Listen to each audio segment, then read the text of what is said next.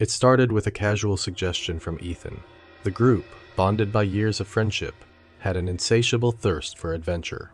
On this particular weekend, their destination was a dense, remote forest, rumored to house an abandoned cabin. They heard whispers about the place, a home to unspeakable horrors and dark secrets, but these tales only piqued their curiosity. "Come on, it's probably just an old house. We'll explore, have some fun, and come back with some cool stories," Ethan said, his enthusiasm contagious. The group consisted of Ethan, the adventurous leader, Sarah, his girlfriend, who was always up for a challenge, Mark, their quiet but dependable friend, and Jess, the skeptic with a fascination for the paranormal. The journey into the forest was uneventful at first. The path was well trodden, but as they delved deeper, the atmosphere shifted. The air grew colder and the sounds of civilization faded, replaced by the rustling leaves and distant calls of unknown creatures. After several hours, they found it, a decrepit cabin, partially hidden by overgrown foliage. The structure seemed to sag under the weight of time, its wooden planks gray and weathered. The windows were dark voids, inviting yet menacing. "Let's check it out," Ethan urged, already moving towards the door. Inside, the air was thick with the scent of decay and mildew.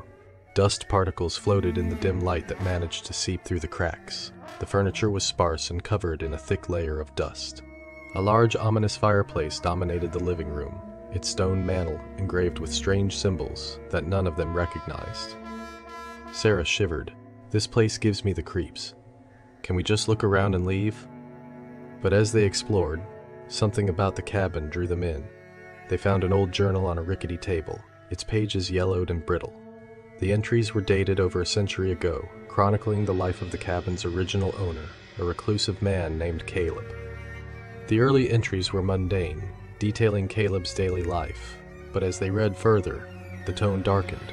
Caleb wrote about strange noises at night, shadows that moved on their own, and a presence that seemed to grow stronger each day. His final entry was a frantic scrawl, warning anyone who found the journal to leave immediately. Mark frowned. "Maybe we should go. This doesn't feel right." Ethan, however, was intrigued. "It's just a story. Come on, we've come this far. Let's at least spend the night and see if anything happens." Reluctantly, they agreed, setting up their sleeping bags in the living room. As night fell, the forest outside seemed to come alive with a cacophony of strange, unsettling sounds. The wind howled through the cracks in the cabin, creating an eerie, whistling tune. Hours passed, and sleep was elusive. Around midnight, Jess heard it first, a faint, rhythmic tapping coming from the floor beneath them. She nudged Ethan, who listened intently, his face growing pale. "It's just the wind," he muttered, but his voice lacked conviction. The tapping grew louder, more insistent. Suddenly, a loud crash echoed from the basement. The group jumped to their feet, hearts pounding. Ethan grabbed a flashlight, its beam shaky in his trembling hand.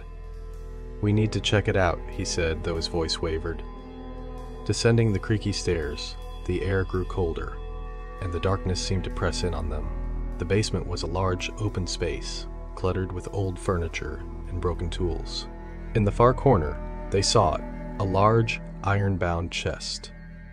The tapping had stopped, replaced by an oppressive silence.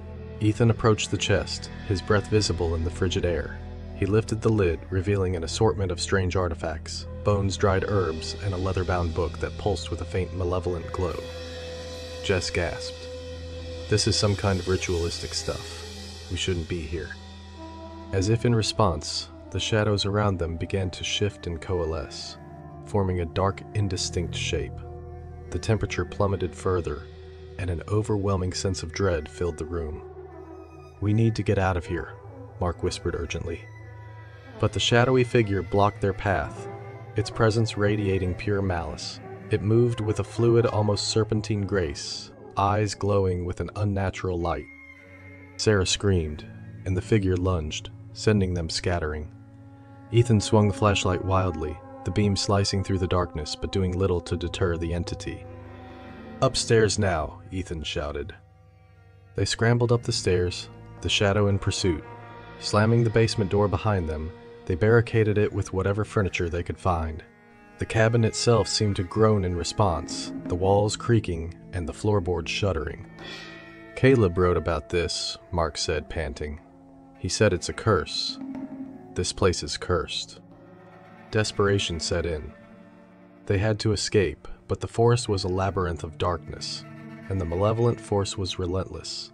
As they debated their next move, the cabin's front door burst open, and the shadowy figure loomed in the doorway. In a moment of clarity, Jess remembered the journal. The symbols in the fireplace. They might be a way to trap it. They rushed to the fireplace, frantically studying the symbols. Mark began to trace them with his fingers, trying to recreate whatever protective spell Caleb had inscribed. The shadow advanced, its form shifting and expanding, filling the room with a palpable sense of doom. Just as it reached them, Mark completed the final symbol. The figure paused, its glowing eyes flickering. For a moment, hope flickered. But then, with a guttural roar, the shadow shattered the invisible barrier, knocking them off their feet. Despair washed over them as the entity descended, its touch freezing and suffocating.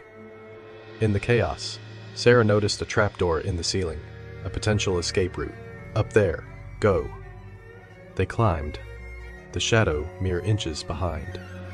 Ethan was last, and as he pulled himself through the trapdoor, the shadow latched onto his leg, dragging him back. He screamed, kicking desperately. Mark and Jess grabbed Ethan's arms, pulling with all their strength. With a final Herculean effort, they yanked him free, slamming the trapdoor shut. The shadow's enraged howl echoed through the cabin. They were in the attic, a cramped, dusty space with a small window overlooking the forest. Dawn was breaking, and the first light of day seeped through the cracks, weakening the shadow's presence. "We need to make a run for it," Jess said, her voice trembling. They climbed out the window, onto the roof, and carefully made their way down. The shadow thrashed inside, unable to reach them in the daylight. As they hit the ground, they ran, through the forest, not stopping until they reached their car. Breathless and shaking, they drove away, the cabin disappearing behind them. The silence in the car was heavy, each of them processing the nightmare they had barely escaped. Weeks passed, but the horror lingered. Each of them was haunted by the experience, plagued by nightmares and unshakable sense of being watched.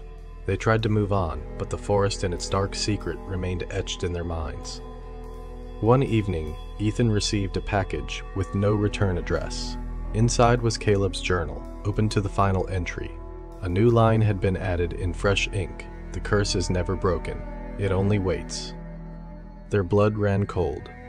The cabin's malevolent force was still out there, waiting, and they knew deep down that they had not seen the last of it.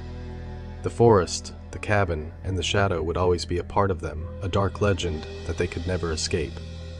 And somewhere in the depths of that cursed forest, the shadow waited, ready for its next victims.